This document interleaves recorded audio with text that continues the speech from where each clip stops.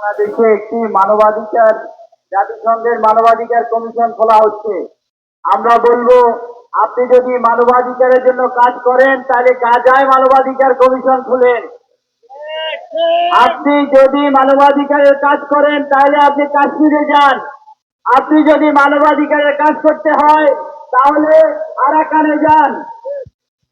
সেখানে দেখেন মুসলমানদের উৎখাত করে কিভাবে তার ভিটে মাটি পুড়িয়ে দিয়েছে। বাংলাদেশে কোনো মানবাধিকার লঙ্ঘন হচ্ছে না।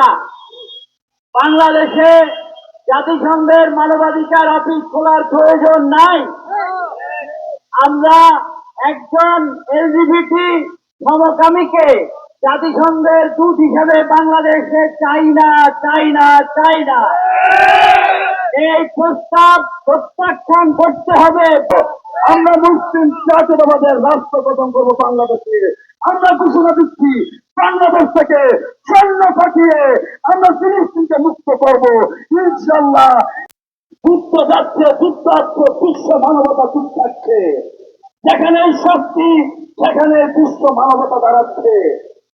ফিলিস্তিন মুক্তি না হওয়া পর্যন্ত আমাদের আন্দোলন সংগ্রাম চলবে। আমরা দেখলাম ইরান এই ইসরায়েল এবং আমেরিকার বিরুদ্ধে যুদ্ধ করে যখন জিতে গিয়েছে, তখন তারা এই ইরানের উপরে আক্রমণ করে যখন পরাজিত হয়েছে, তখন তারা ফিলিস্তিনের বাইরেতে আরো নির্মমভাবে হত্যা করছে।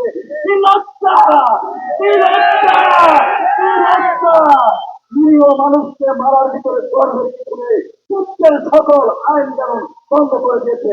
আমরা বলবো জাতিসংঘকে যুক্ত করেছি। আমরা বলবো জাতিসংঘের প্রয়োজন নেই। আমরা বলবো পুরো রাষ্ট্র যুক্তরাষ্ট্রের প্রয়োজন নেই। তোমরা যদি মানুষকে রক্ষা করতে না পারো তাহলে তোমার কিসের মুরব্বী? মানুষকে হত্যা করার জন্য এই যুদ্ধ প্রলম্বিত করছে। আমরা দেখছি রাষ্ট্রে রাষ্ট্রে শুধু এই মার্কিন যুক্তরাষ্ট্র অস্ত্র ব্যবসার জন্য। ইসরায়েলের যখন অস্ত্র ফুরিয়ে যায় তখনই যুদ্ধ বিরোধী, আবার যখন সে অস্ত্র সংরক্ষণ করে এই জানেবাদ ইসরায়েল বিশ্বব্যাপী অর্থনীতি দিয়ে পৃথিবীকে গ্রাস করে রেখেছে। আমরা